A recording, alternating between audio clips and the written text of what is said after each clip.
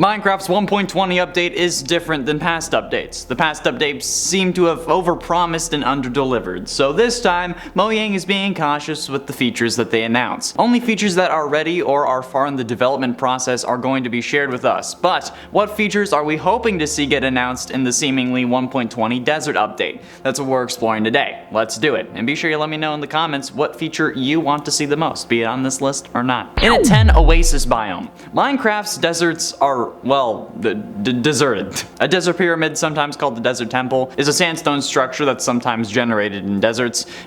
You can find hidden chests with loot, and it's protected by a TNT trap. But that was first introduced in version 1.3.1. and nothing has really been added to deserts since. Like, come on. This 1.3.1 is the update that added the first version of villager trading. It also added emeralds, a better creative menu, and adventure mode. 1.3.1 was released on August 1st, 2012, and since then deserts haven't been touched. It's been over 10 years for these dry guys, alright? And while yes, the deserts are meant to be barren deserts, this update seems to be focused on the middle child of biomes. So why not add like an oasis sub-biome for just that little extra bit of life, you know? I go to a desert to find a cactus, maybe a temple, and maybe the odd village or dungeon whose sand collapsed in on itself, and then I'm gone. The only other reason is like a large quantity of sand if you're making a giant build on an SMP. And an oasis sub-biome like the variations of jungle could be very pleasing, even if it's like just a generated structure. That would still be something. It could also be an interesting way to introduce a place for the illusioner to naturally spawn, since you could consider an oasis to be a mirage. In a 9 jungle village.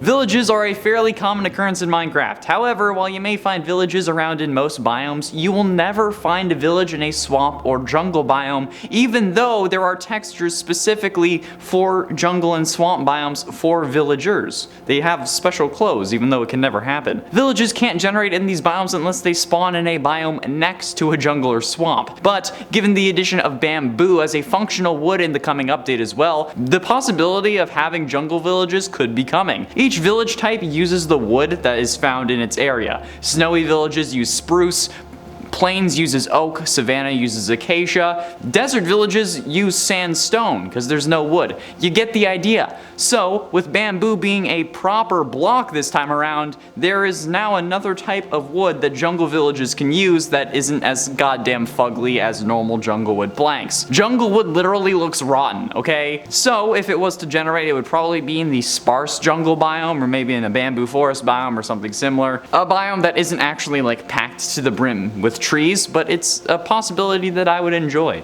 Or unless they want to make like one of the like an Ewok village for villagers, that'd be fun. And also, did you know that only 22% of people who watch these videos are actually subscribed? Yeah, that's right. You may have been watching these for a while and not even know you're not subscribed. So be sure you double check, okay? And make sure you have YouTube notifications enabled on your phone as well, so you actually get the notifications if you click the bell, which you should do, by the way. So yeah, thanks, babe. In at 8 ancient plants. With the sniffer winning the mob vote of 2022, we now have the possibility of getting new plants. And not just any form of plants, specifically ancient ones. Given that the sniffer is apparently an ancient creature, according to the video announcing the mob, although Jeb did think that it was a chicken, the sniffer is simply an ancient mob of sorts that was thought to be extinct. They're plant lovers and they can find seeds for you by sniffing the ground, meaning that there are going to be quite a few interesting farms that we can make. And given that they said, quote, and maybe even get some new plants if the community votes for the sniffer, and the sniffer won, I think it's safe to say getting some new and possibly ancient plants, it has a high likelihood. Which leads to something else that could get added, but more on that in a minute. I just wanted to point out as well that given the line of will the sniffer get to roam the earth again at the end of the video, the sniffer would have been canon either way. This just enabled it to be brought back from extinction. So that's the implication of saying that. So there you go, Mojang. No matter what, we were getting 2 mobs. Just one of them might have been extinct. In its 7 combat tests. Now, Minecraft Bedrock Edition has never gotten a proper combat update. They got the 1.9 stuff. They got elytra, shields, tipped arrows, all that. However, they didn't actually get the mechanics that changed combat. You can still spam click and you'll end up doing the same amount of damage every hit in Bedrock, like how combat worked prior to 1.9 in Java.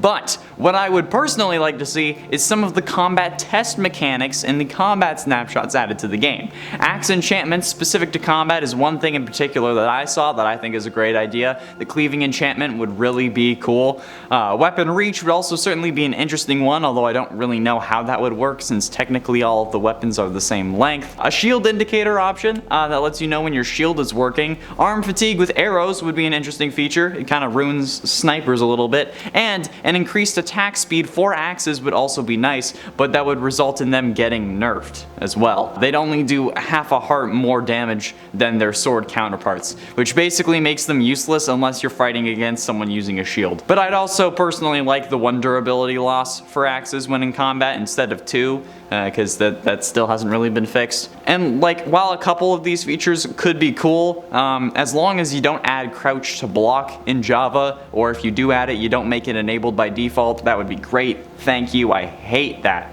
That's the worst thing about Bedrock. In its 6th fletching table. The fletching table was introduced in the 1.14 Village and Pillage update. However, it has never had any functionality beyond turning villagers into fletchers. But could we possibly see the fletching table get an actual use in 1.20? God, I hope so. The fletching table could be used to make more arrows than normal, because normally in a crafting table you make 4 arrows with each recipe, so maybe with the fletching table you could get 6 when you use it. I don't know. It gives an added bonus to actually using it, but it doesn't really make things overpowered, especially since you can make a skeleton farm and get infinite arrows anyway. Or maybe you can like get different kinds of arrows using the fletching table.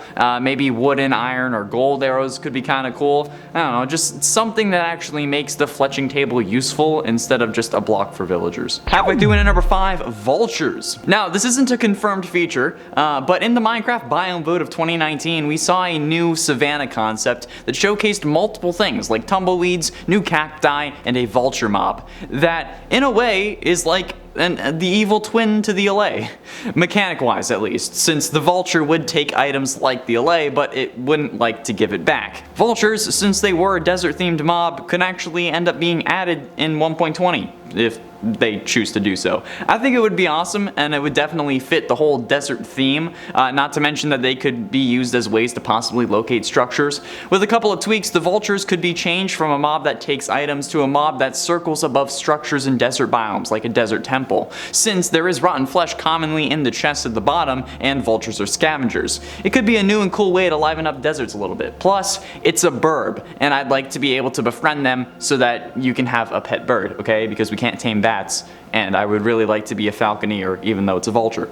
In it for new weapons. The last time Minecraft got new weapons was 1.16. However, those weren't really technically new since you had to add the ingots into pre-made diamond weapons, but a new type of weapon could be really interesting, with a possible focus on the ancient Minecraft items. With the sniffer being an ancient mob, possible ancient plants, and then our next number, some ancient weapons could be a really cool addition. Recently, YouTube has really been interested with the lore of Minecraft, and with what MatPat calls the ancient builders, the civilization of basically Steves that had to build all the structures that we see in the world. So possibly these ancestors could have left some weapons that got buried and lost over time. They could be made of the same material that the end portal is made of, and I mean like the stuff that frames the eye, not the actual end stone, because an end stone sword would be kinda lame, honestly.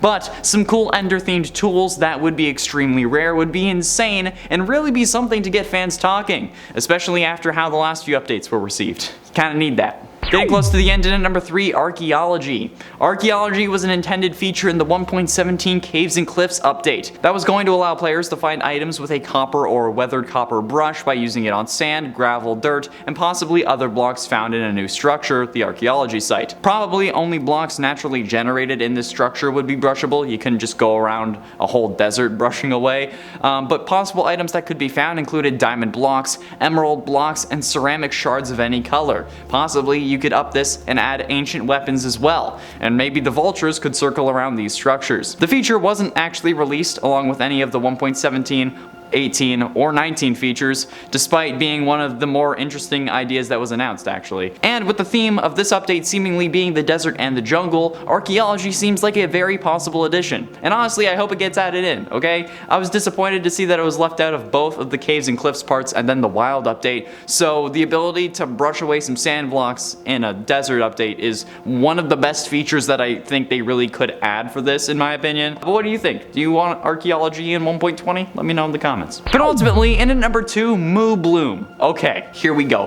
On September 27, 2020, it was announced that a mob vote would take place during Minecraft Live of that year, on October 3rd at 12 p.m. Eastern Time. The Moo Bloom was one of the 3 mobs up on the vote, but it got eliminated. They would have spawned in flower forests and interacted with bees in some way, but unfortunately, it's unlikely that the buttercup flower will make it into Minecraft if the Moo Bloom didn't, right? Well, what if I told you that with the sniffer getting added means that we might get the Moo Bloom? Mojang has said in the past that they might add mobs that weren't added in previous mob votes if they fit the theme of the update. And with the sniffer being an ancient mob that seemingly has come back from extinction and the sniffer's love for seeds, I think that the Moo Bloom and the buttercup flower are actually in the running. God, I hope so. Considering how the Moo Bloom wasn't added in favor of the goddamn glow squid, I think that the Justice for Moo Bloom movement needs to come back, because the glow squid is stupid.